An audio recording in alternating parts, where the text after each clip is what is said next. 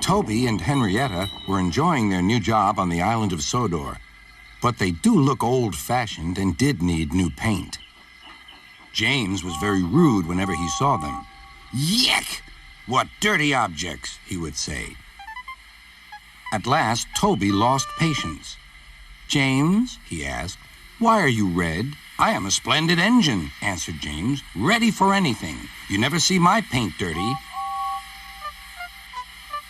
"Oh," said Toby innocently, "that's why you once needed bootlaces, to be ready, I suppose."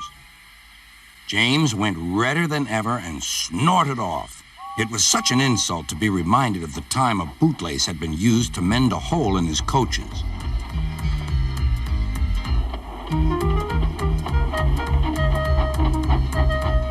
At the end of the line, James left his coaches and got ready for his next train. It was a slow freight, stopping at every station to pick up and set down cars. James hated slow freight trains. Dirty cars from dirty siding. Yeah!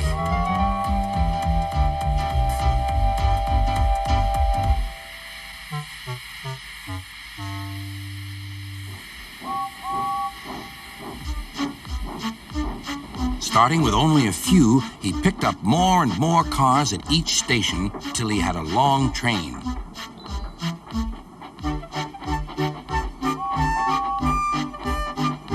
At first, the freight cars behaved well, but James bumped them so crossly that they were determined to get back at him. Presently, they approached the top of Gordon's Hill. Heavy freight trains halt here to set their brakes. James had had an accident with cars before and should have remembered this. "Wait, James, wait," said the driver, but James wouldn't wait. He was too busy thinking what he would say to Toby when they next met. The freight car's chance had come. "Hurrah! Hurrah!" they laughed, and banging their buffers, they pushed him down the hill. "On! On!" yelled the cars. "I've got to stop! I've got to stop!" groaned James.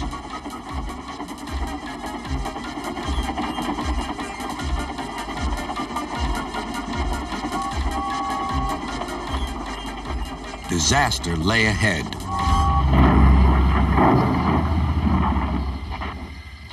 Something sticky splashed all over James. He had run into 2 tar wagons and was black from smokebox to cab. He was more dirty than hurt. But the tar wagons and some cars were all to pieces.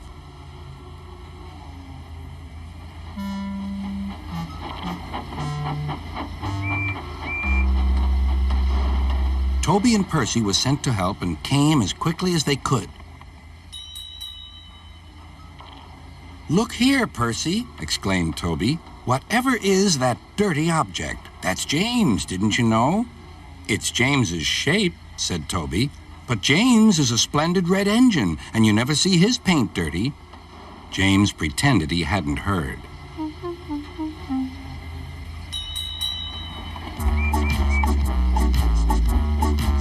Toby and Percy cleared away the unhurt cars and helped James home.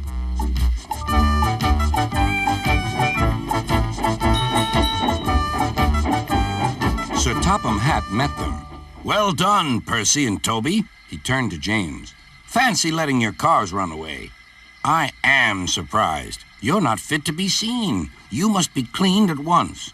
Toby shall have a new coat of paint."